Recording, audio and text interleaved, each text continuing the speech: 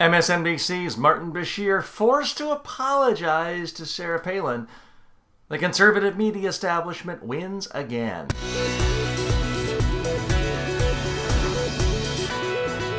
Folks, this is a truly sad, odious, and despicable moment in media history. I am not talking about Martin Bashir and his alleged insensitive comments. To recap, Sarah Palin has this tendency of running around and saying anytime somebody disagrees with her, it's worse than slavery. In this case, it involves President Obama, frankly, being much more fiscally conservative than any previous Republican. And because of this, because we do have some debt, about 7% with China, she says that's worse than slavery. And of course, Obamacare is worse than slavery. And anyone who disagrees, any Democrat who ever disagrees with Sarah Palin is worse than slavery.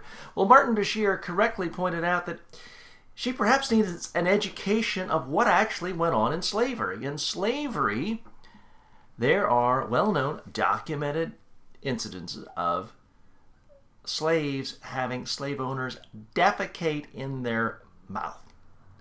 Martin Bashir simply correctly pointed out that if Sarah Palin really wants to understand how horrific slavery is, then perhaps she needs to experience this.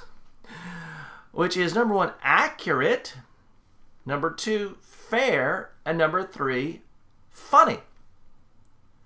And for this egregious sin of being accurate, fair, and funny, Martin Bashir has been called on the carpet, ridiculed, vilified, threatened with his career.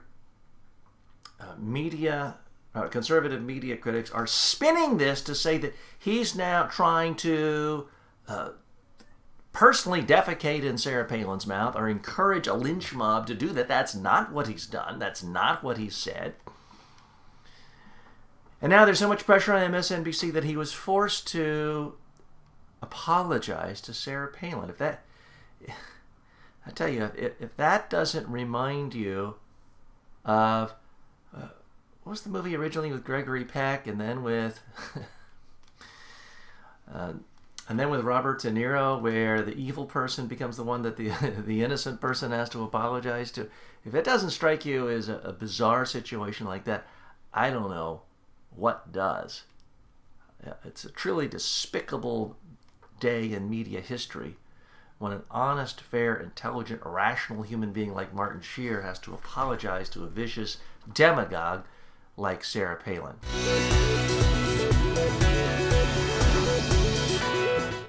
Now, in similar media idiocy, there's this whole situation of Alec Baldwin and how he allegedly used a homophobic slur against a media person. Now, yes, let me be the first one to state Alec Baldwin has said nasty things before. He said nasty things to his own daughter. It's been documented because there were audio recordings.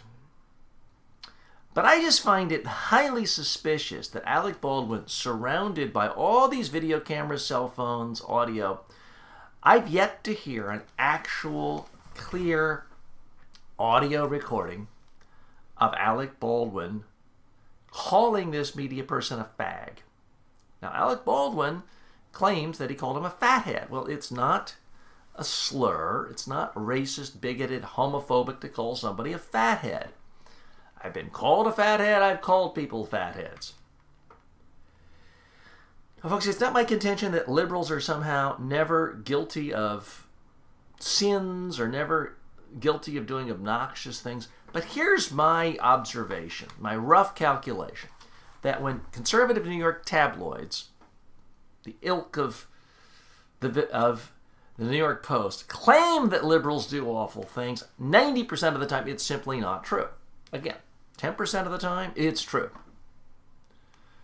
But when the New York Post claims that Alec Baldwin is guilty of making all these homophobic slurs and they don't actually have audio or video proof, I just don't buy it. I really don't, because they have a history of lying against Alec Baldwin, smearing him just because he's a liberal, just because it's fun. And now that he's a talk show host for MSNBC, the stakes are higher, and trying to get his scalp and mounted on the wall is that much more desirable for the conservative media. So I, for one, smell a rat, and I smell a lynch mob. Have I seen Alec Baldwin's show? Do I think it's the greatest show ever on MSNBC? I haven't seen it. But this idea that he should have his talk show host career ruined because the right-wing media tells us he said a naughty word and there's not any evidence of it, that's just not right, folks.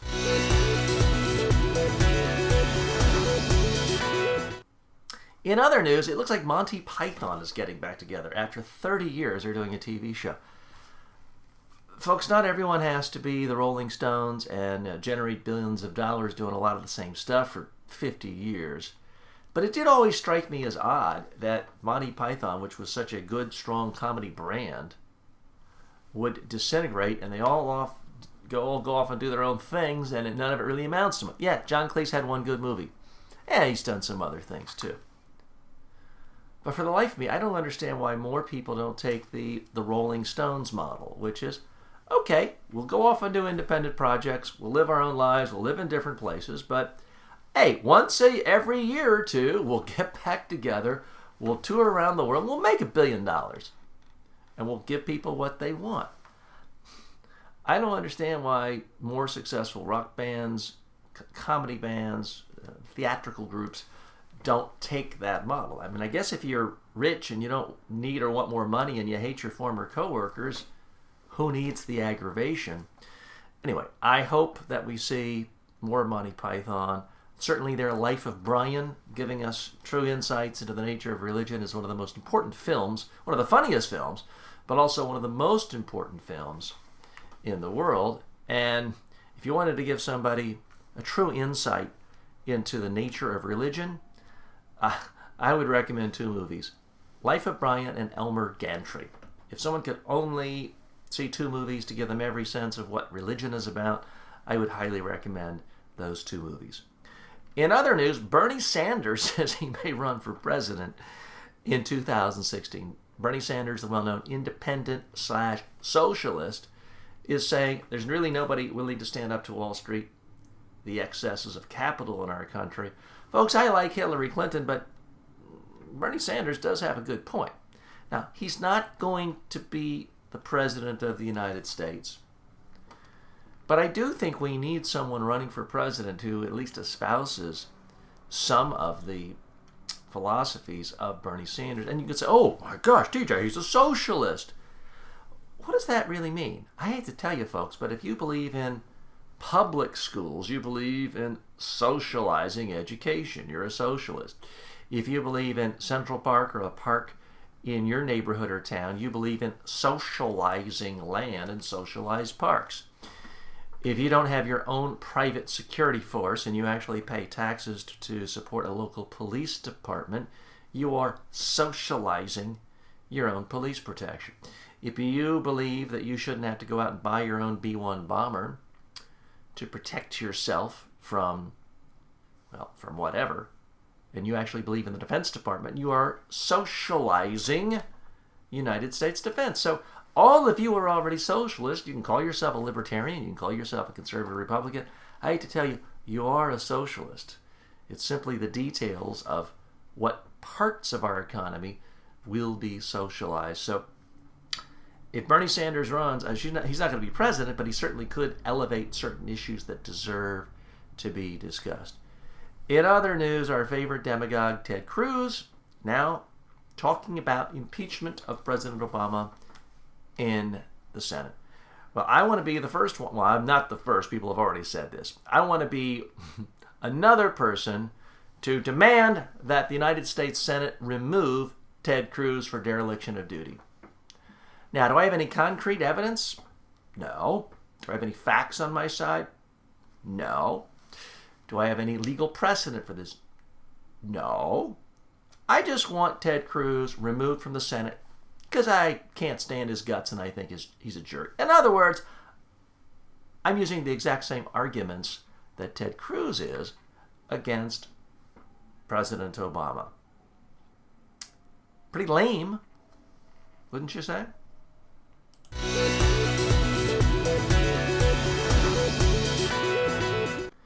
Interesting commentary, not from the usual sources, but this time from a prominent Republican. I want to share with you some comments made by a major Republican player. And it's going to surprise you what he has to say. This is Tom Cole of Oklahoma. He says, Republicans need to understand that their political problems are neither tactical nor transitory. They are structural and demographic. The hard truth is the GOP coalition constitutes a shrinking portion of the electorate. And he goes on to say, Republicans must appeal to groups that are currently outside their ranks or risk becoming a permanent minority. And that's Tom Cole, Republican of Oklahoma. I certainly hope he's correct. Because all we're seeing from Republicans these days is this idea that, wow, any Democrat, especially a black Democrat, no matter how conservative, moderate, milquetoast, mainstream position this conservative Democrat takes, is a wild, crazy, communist, socialist out to destroy America. That's essentially the position of the Republican Party today.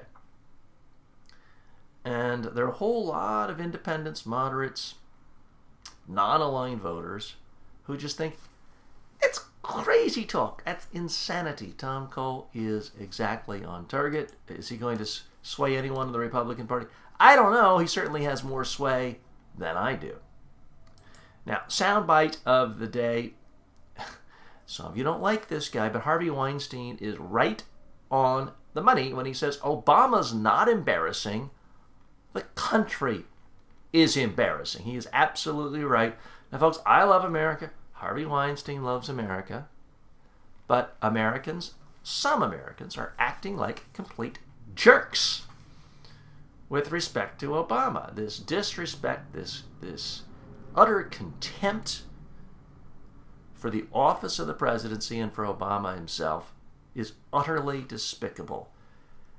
And Harvey Weinstein is exactly right when he says nothing embarrassing at all about Obama. I agree with Harvey Weinstein.